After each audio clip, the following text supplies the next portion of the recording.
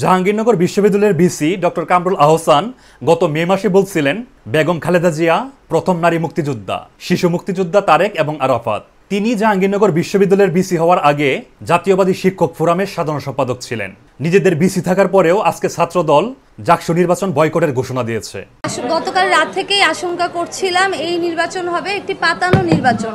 যখন আমরা দেখলাম যে জামাতের একজন নেতা থেকে সরবরাহকৃত ওএমআর মেশিন আনা হয়েছে, বিশ্ববিদ্যালয় প্রশাসনের সুযোগ থাকা সত্ত্বেও যে আমাদের নিজেদের আমরা নির্দলীয় ম্যাটেরিয়ালসগুলো আনবো, তারপরে যখন এটা করেছে আমরা তখন থেকেই আশঙ্কা করছি এই নির্বাচন হবে পাতানো নির্বাচন। আমাদের যারা ক্যান্ডিডেট আছি তাদের বিরুদ্ধে শিবিরপন্থী সাংবাদিকরাও কিন্তু খুব মিসবিহেভ করেছে, মব সৃষ্টির চেষ্টা করেছে। সুতরাং এসব ঘটনা প্রমাণ করে আমাদের যে জাকসু নির্বাচন সেটা টোটালি ইলেকশন ইঞ্জিনিয়ারিং করা হয়েছে, কোনোভাবেই সুষ্ঠু নির্বাচন হচ্ছে না। এটা একটা পরিপূর্ণ কারচুপির নির্বাচন, প্রহসনের নির্বাচন। আমাদের বিজয় ব্যাহত করতে ইউনিভার্সিটি প্রশাসন জামাত শিবিরের সাথে এক হয়ে ইলেকশন ইঞ্জিনিয়ারিং এর ব্যবস্থা করেছে। এই নির্বাচনে স্টুডেন্টদের সত্যিকার রায়ের প্রতিফলন ঘটছে না।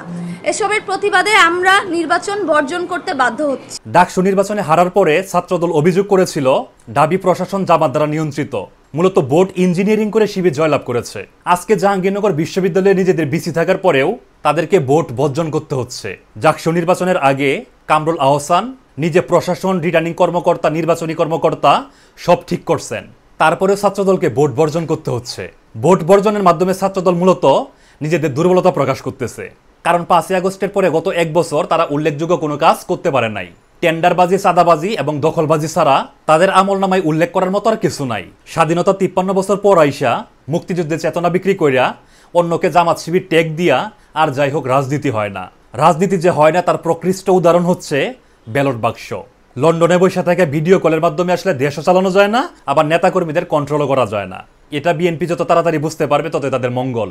নয়তো নির্বাচন আসবে, নির্বাচন যাবে, কিন্তু তাদের ভরাডুবি কেউ ঠেকাইতে পারবে না।